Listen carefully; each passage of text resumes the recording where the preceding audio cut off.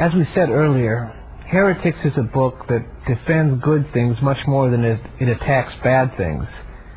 And there's one chapter in the book that is truly marvelous. In fact, one observer has said it is the quintessential Chesterton essay, that if we could only keep one piece of his writing and everything else that Chesterton ever wrote were to be burned or buried, this is the chapter we should keep.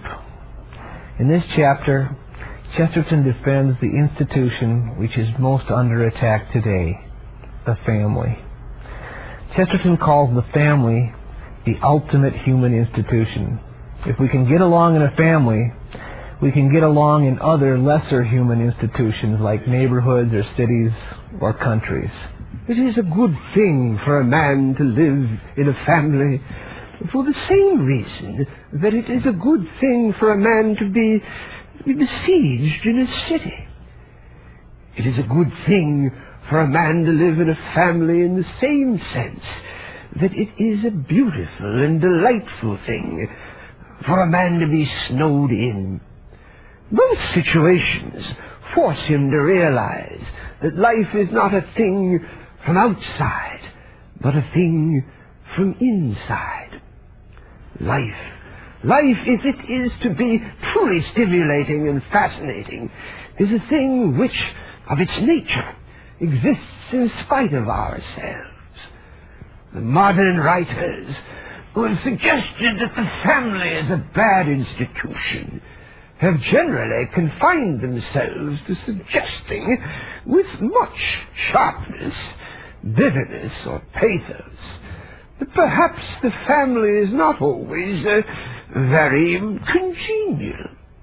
Of course, the family is a good institution because it is uncongenial.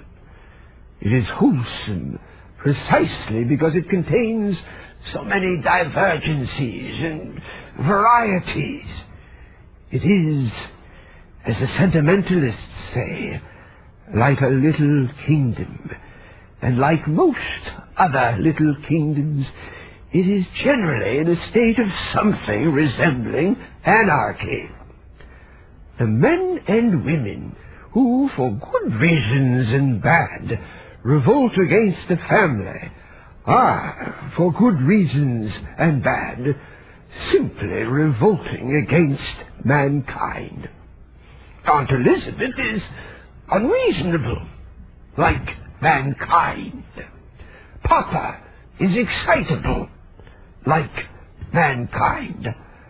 Our youngest brother is mischievous, like mankind.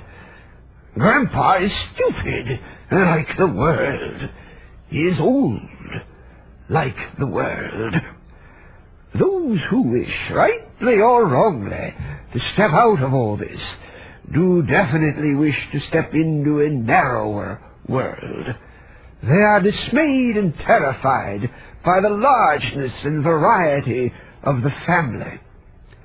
I do not say for a moment that the flight to this narrower life may not be the right thing for the individual, any more than I say the same thing about flight into a monastery.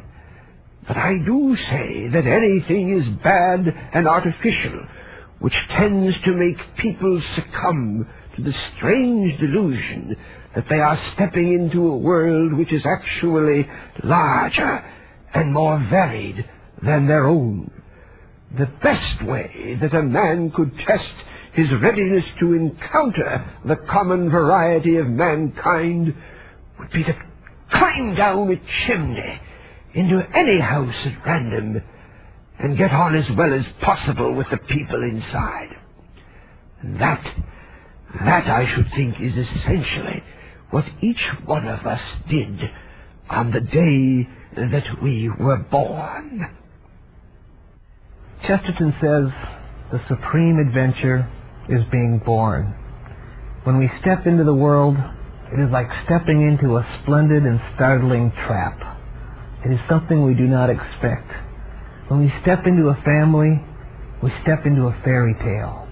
It is romantic, fantastic, colorful, and sometimes hardly believable. And like a fairy tale, it is a story.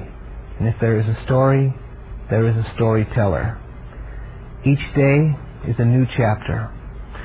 And, says Chesterton, in the fiery alphabet of every sunset is written, to be continued in our next.